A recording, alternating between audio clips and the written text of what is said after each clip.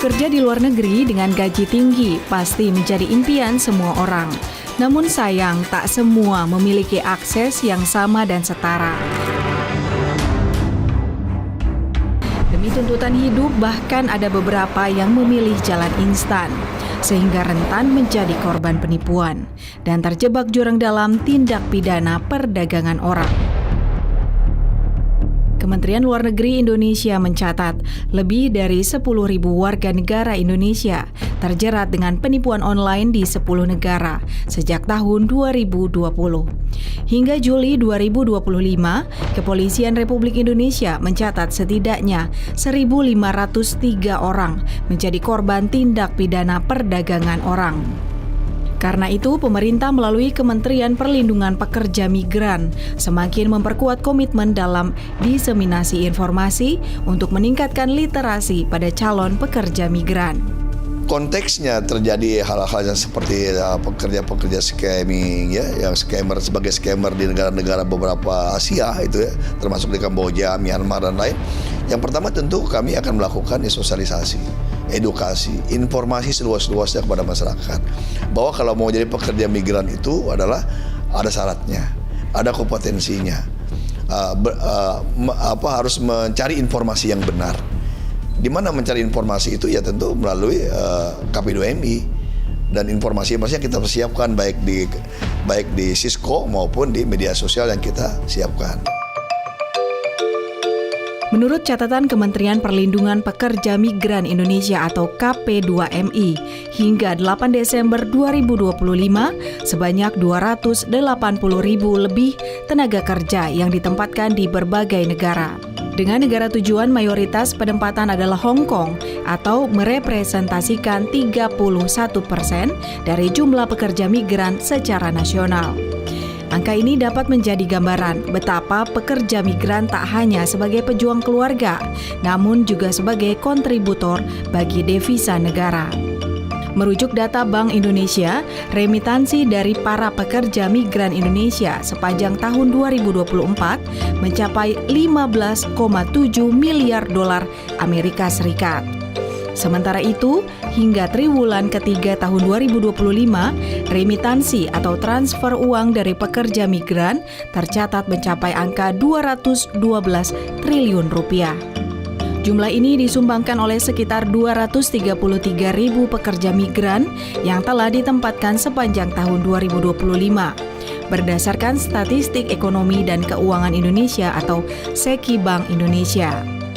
Menurut Otorita Jasa Keuangan atau OJK, remitansi pekerja migran Indonesia berkontribusi sebesar 1% terhadap produk domestik bruto dan menjadi salah satu sumber devisa negara paling stabil. Nah, remitansi ini adalah uang yang masuk, ya, uang yang dikirim oleh pekerja migran kepada keluarganya yang ada di desa, di grassroots. Dan ini yang menggerakkan ekonomi di tingkat grassroots. Artinya daya beli masyarakat di tingkat grassroots itu tumbuh. Daya beli masyarakat tidak hanya oleh karena government spending atau uang pemerintah yang beredar, misalnya melalui APBN, melalui proyek APBD dan lain-lain, atau dari proses investasi, tetapi juga dari remitansi. Di bawah komando Muhtarudin, Kementerian Perlindungan Pekerja Migran Indonesia terus melakukan transformasi. Tujuannya tak lain dan tak bukan yakni agar para pejuang keluarga Indonesia lebih sejahtera dan semakin berdaya. Setelah sejak KPMI melakukan transformasi kelembagaan, ya, yang sebelumnya hanya badan, ya, kemudian ditingkatkan menjadi kementerian, ini sebagai bentuk komitmen pemerintah, komitmen Bapak Presiden Prabowo dalam rangka peningkatan perlindungan, ya, perlindungan pekerja migran, mulai dari sebelum mereka ditempatkan, ketika penempatan, bahkan setelah penempatan. Ini perlindungan yang menyeluruh. Sebagai bentuk tanggung jawab negara terhadap warganya, pemerintah terus meningkatkan kapasitas kerjasama dengan berbagai negara tujuan penempatan, termasuk memperbaiki regulasi dan menambah upaya peningkatan kualitas sumber daya manusia. Karena itu, kemudahan akses informasi menjadi landasan dalam meningkatkan edukasi dan pemahaman bagi calon tenaga kerja. Makanya kita bekerjasama dengan tidak hanya KP2MI juga bekerja sama dengan beberapa kementerian. Ya, salah satunya seperti Komdigi tadi. Komdigi tadi konteksnya kita dalam rangka memberikan informasi kepada masyarakat. Kemudian men-take down informasi-informasi kaitan dengan informasi lapangan pekerjaan luar negeri yang tidak benar, ya. Maka konteksnya digitalisasi, ya. Digitalisasi ke depan harus kita tingkatkan, baik di kami KPMI maupun bekerjasama dengan instrumen negara yang lain seperti Komdigi, kemudian kepolisian, ya, kemudian juga dengan imigrasi dan lain-lain. Dalam konteksnya kita menjaga agar pekerja migran kita tuh betul-betul berangkat dengan aman secara prosedural. Penertiban regulasi sebagai landasan penting bagi terciptanya keamanan bagi pekerja migran kemudian dilakukan. Diikuti dengan penegakan hukum bagi setiap pelaku pelanggaran pun menjadi langkah pamungkas agar setiap warga berhak mendapatkan perlakuan layak. Sekarang sedang berproses adalah revisi Undang-Undang 18 2017 dalam rangka kita memperkuat perlindungan dalam regulasi kita. Nah, tentu kita juga melakukan penindakan. Yang namanya yang begini kan ada aja orang yang tanda petik kreatif nakal gitu ya, melakukan penipuan segala macam, kemudian mereka melakukan tindakan-tindakan yang tentu bertentangan dengan syarat. Tetapi ini kita tingkatkan. Bahkan P3MI pun ya, yang tidak profesional ya, yang melakukan pelanggaran, yang melanggar aturan ya, saya tertibkan. Contoh nyata pekerja migran Purna Nan Berdaya dari bekal mengadu nasib di tanah rantau adalah kisah sukses pasangan suami istri Bambang Sutrisno dan anak Kurnianingsi. Bambang Sutrisno kini dapat menikmati waktu dengan keluarga tanpa terpisah jarak dan waktu. Setelah menjadi purna pekerja migran di Korea Selatan, kini Bambang lebih berdaya dengan membuka lapangan usaha beromset ratusan juta rupiah setiap bulannya.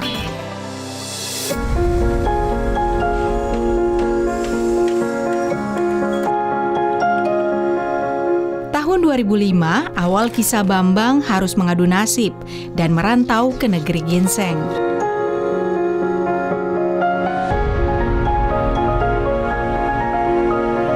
Rela meninggalkan tanah air demi mengejar cita-cita mendapatkan modal usaha tanpa berhutang. Karena tujuan utama saya waktu itu mau berangkat ke luar negeri adalah mencari modal untuk usaha. Jadi sejak awal saya memang punya rencana, punya cita-cita membangun usaha, di mana usaha tersebut nanti akan bisa memberdayakan banyak orang. Maka kalau saya membuat usaha dengan berhutang, tentu itu risiko yang tinggi. Terus kemudian juga saya lihat kalau misalnya utang ke bank, saya juga nggak punya jaminan. Maka satu-satunya jalan saya harus cari modal, uang cepat, yaitu bekerja di luar negeri. Maka saya kemudian mencoba peruntungan, daftar ke Jepang, ke Brunei, ke Malaysia, ke Arab, ke Korea. Nah kebetulan, jadi ini hanya faktor kebetulan. Kalau saya memilih Korea Selatan itu karena kebetulan yang memanggil dan bisa saya jalankan untuk saya jalani untuk berangkat ke luar negeri hanya Korea. Awalnya, Bambang tak hanya mendaftar untuk bekerja di negeri dengan pendapatan per kapita sebesar $36.000 berdasarkan proyeksi Bank Dunia, tapi juga ke beberapa negara Asia seperti Jepang, Brunei Darussalam, serta Malaysia. Bahkan Bambang sempat mengalami gegar budaya karena disiplin tinggi dan etos kerja masyarakat Korea Selatan yang sangat berbeda. Namun hal itu tak membuat Bambang patah dan menyerah.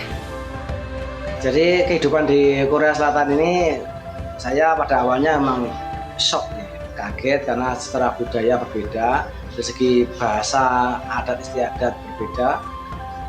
Tentu ini bikin saya juga awalnya agak kerasan tentang kondisi di Korea, kan, tapi mengingat cita-cita, harapan saya akan ketika akan berangkat ke Korea seperti apa, saya coba untuk bertahan. Jadi di sana di Korea ini iklim disiplinnya tinggi luar biasa, jam kerjanya juga panjang, hubungan dengan orang Korea pada waktu itu juga orang Koreanya keras, karena ya pada akhirnya saya memahami bahwa punya karyawan yang nggak ngerti bahasa, nggak punya skill, itu memang benar-benar bikin mereka pusing 7 keliling. Ketika sekarang saya punya karyawan. Nah, tapi bagi saya sebagai karyawan yang di sana merantau, tentu ini tantangan yang luar biasa. Saya harus belajar adatnya, kebiasaannya, bahasanya dalam waktu singkat agar saya bisa survive. Dan alhamdulillah saya bisa menyesuaikan diri dan akhirnya merasa nyaman setelah mengetahui adat, kebiasaan, kebudayaan di Korea. Termasuk bahasanya pun saya mengikuti kelas-kelas bahasa Korea ketika sampai di sana agar saya bisa nyaman di Korea. Tak memiliki uang saku, dengan bermodal nekat, Bambang tetap bertekad untuk berangkat. Berbekal ongkos sebesar Rp300.000 yang ia pinjam dari tetangga, Bambang membeli tiket kereta menuju Jakarta. Tak hanya Bambang yang harus mengadu nasib ke negeri orang. Setahun sebelumnya, tepatnya tahun 2004, sang istri telah berangkat mengadu nasib ke negeri jiran Malaysia.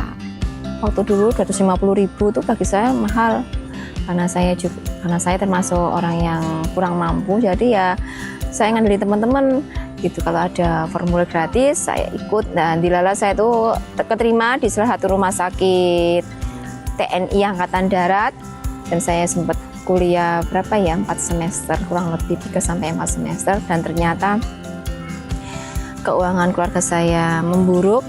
Jadi saya lebih baik melepaskan cita-cita yang saya impi-impikan, saya idam-idamkan. Saya nekat ke luar negeri, ke Malaysia dulu. Pokoknya kerjalah. Soalnya kan saya basicnya kan SMA, jadi nggak ada keterampilan apa-apa. Di Malaysia, Ana pun tak hanya sekedar mengumpulkan pundi-pundi rupiah. Selama 5 tahun bekerja di pabrik elektronik, Ana banyak menimba ilmu kehidupan yang hingga kini menjadi bekal merintis usaha bersama sang suami. Saya nekat ke Malaysia, daftar. Di sana itu saya banyak belajar, banyak hal. Satu, dulu saya nggak bisa masak. Di rumah tuh saya nggak pernah memasak, saya itu nggak bisa. Setelah di Malaysia, otomatis kan saya harus masak. Jadi setiap mau masak itu saya telepon almarhum ibu saya, mau masak ini bumbunya apa. Jadi saya belajar masak itu di Malaysia. Yang kedua, belajar tentang kerja keras, kedisiplinan, dan juga bertanggung jawab. Itu saya itu di pabrik Sony dulu, itu kurang lebih 5 tahun.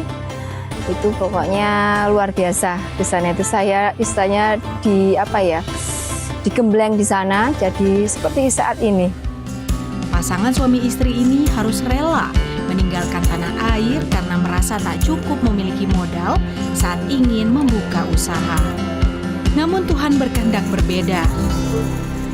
Ketika tahun pertama itu saya rencana untuk langsung berangkat haji dan pulang, tapi kehendak Tuhan saya tidak diperkenankan untuk berangkat haji. Pas saat saya mau berangkat, saya malah disuruh pulang sama ibu. Dan kehendak Tuhan juga ketika saya pulang ini ibu wafat, sehingga tahun pertama saya tidak bisa berangkat untuk berangkat haji. Bambang berangkat menggunakan skema government to government atau G2G. Melalui program resmi penyaluran pekerja migran Indonesia ke Korea Selatan,